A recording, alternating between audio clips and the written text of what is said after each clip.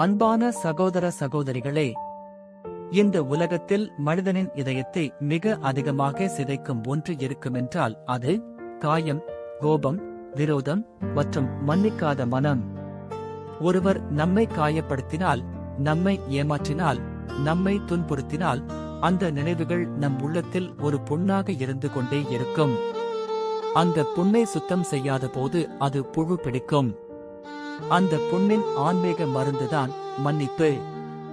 மன்னிப்பு என்பது பலவீனம் அல்ல. மன்னிப்பு என்பது மறந்து விடுவது அல்ல. மன்னிப்பு என்பது விடுதலை. ஒன்று, மன்னிப்பு என்றால் என்ன? மன்னிப்பு விடுதலை. மன்னிப்பு என்பது பழிவாங்கும் உரிமையை தேவனிடம் ஒப்படைப்பது, உள்ளத்தில் வைத்திருக்கும் கடனை ரத்து செய்வது, எதிரியை கைதியாக வைத்திருப்பதை நிறுத்துவது, அந்த கைதி நாமே என்பதை உணர்வது. மத்தேயு 6:14 முதல் 15 வரை. நீங்கள் மனிதர்களின் குற்றங்களை மன்னித்தால் உங்கள் பரலோக பிதாவும் உங்களை மன்னிப்பார். மன்னிக்காத மனிதன் மற்றவரை சங்கிலியில் கட்டுகிறான் என்று நினைக்கிறான், ஆனால் அந்த சங்கிலியின் ஒரு முனை தன் இதயத்திலும் கட்டப்பட்டுள்ளது. 2. தேவன் நம்மை எப்படி மன்னித்தார்? சிலுவையில் வெளிப்பட்ட மன்னிப்பு. லூக்கா 23:34. பிதாவே, இவர்கள் செய்கிறதை அறியாதிருக்கிறார்கள், இவர்களை மன்னியும். இயேசு சொன்னது. சிலுவையில் தொங்கிக் கொண்டிருக்கும் போது தன்னை அடித்தவர்களுக்காக, தன்னை இழிவுபடுத்தியவர்களுக்காக, தன்னை கொன்றவர்களுக்காக. அதுதான் உண்மையான மன்னிப்பு. நாம் மன்னிக்கிறோம் ஏனென்றால் அவர்கள் மாறினார்கள் என்பதற்காக அல்ல, அவர்கள் தகுதியானவர்கள் என்பதற்காக அல்ல, தேவன் நம்மை மன்னித்தார் என்பதற்காக.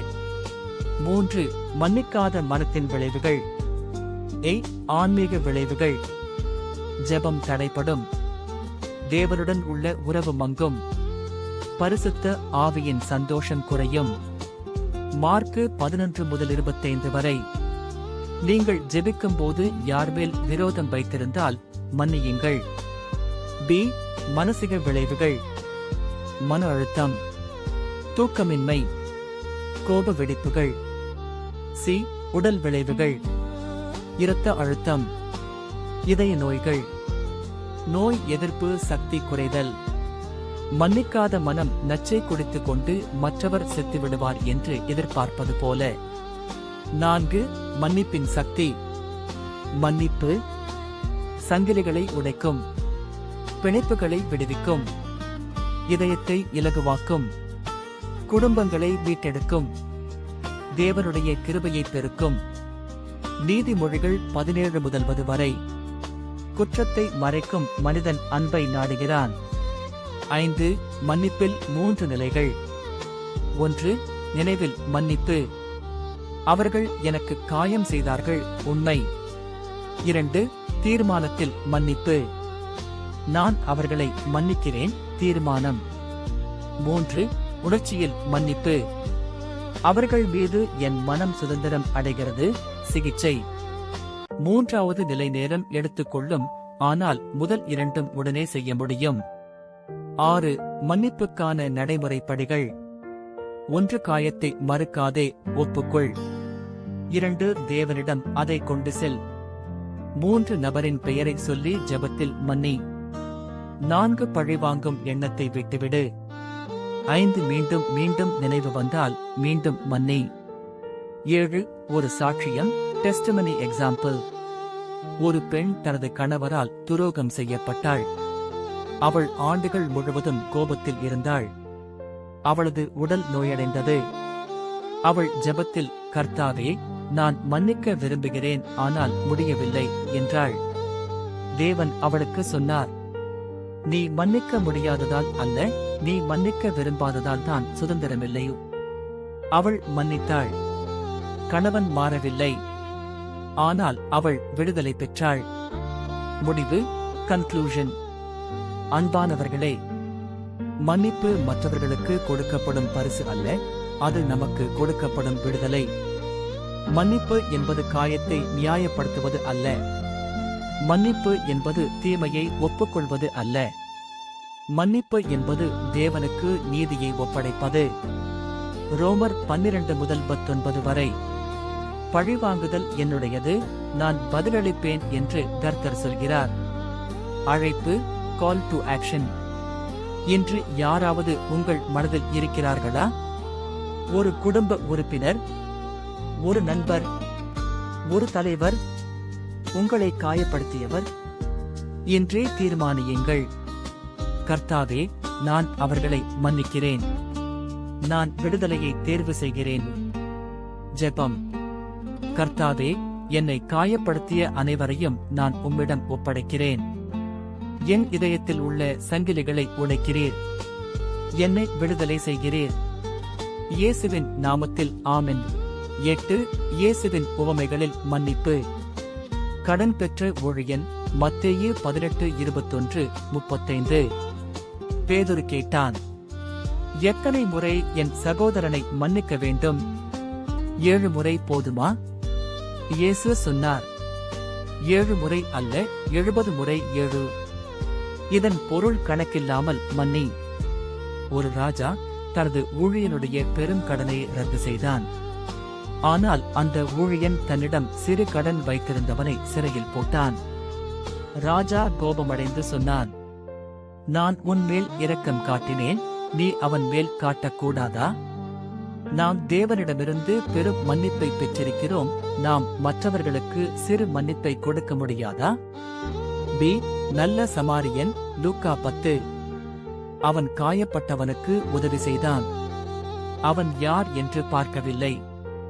அவன் மதம் என்ன என்று பார்க்கவில்லை. அவன் எதிரியா என்று பார்க்கவில்லை. மன்னிப்பு எல்லைகளை அறியாது. 9. குடும்பத்தில் மன்னிப்பு. கணவன், மனைவி. வார்த்தைகள் காயப்படுத்தும். மௌனம் கொலை செய்யும். பெருமை பிரிவை உண்டாக்கும். எபேசியர் 4:26-27. கோபப்படுங்கள், பாவம் செய்யாதிருங்கள், உங்கள் கோபத்தின் மேல் சூரியன் மறையாதிருப்பதாக. ஒரு நாளுக்குள் தீர்க்கப்படாத கோபம் ஒரு வாழ்நாளின் புண்ணாக மாறிவிடும். பெற்றோர், பிள்ளைகள். புரியாத பெற்றோர். அன்பை வெளிப்படுத்தாத தந்தை. கடுமையான தாய். காயம் ஆழமாக இருக்கும், ஆனால் தேவன் அதைவிட ஆழமான சிகிச்சை தருவார். 10. திருச்சபையில் மன்னிப்பு. திருச்சபையில் காயங்கள் அதிகமாக ஏற்படுவது. எதிர்பார்ப்பு அதிகம். மனிதர் குறைபாடுள்ளவர்கள். தேவன் பரிசுத்தர்.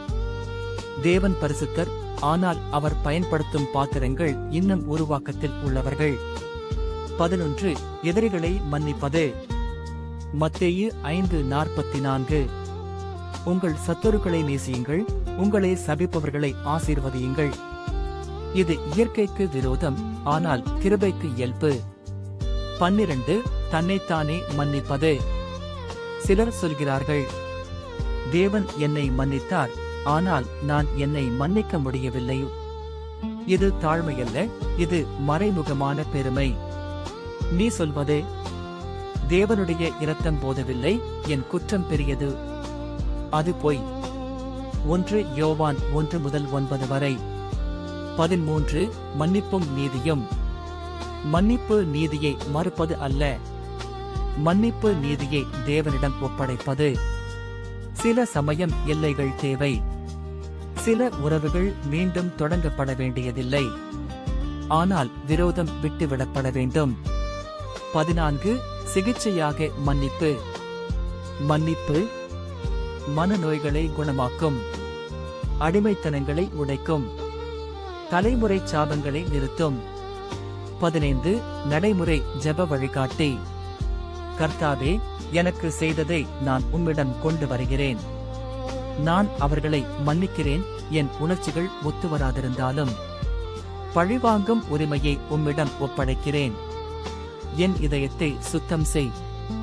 என்னை ஆசீர்வாதமாக மாற்று. முடிவு.